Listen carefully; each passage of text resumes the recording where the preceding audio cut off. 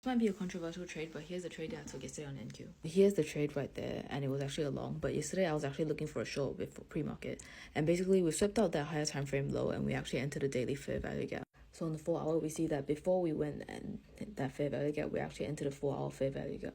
But that fair value gap is actually not that strong because we actually didn't really create a market structure shift here. We just kind of swept out liquidity. So because this was just a sweep of liquidity and this fair value gap is actually not that strong, I didn't expect this to just go all the way down.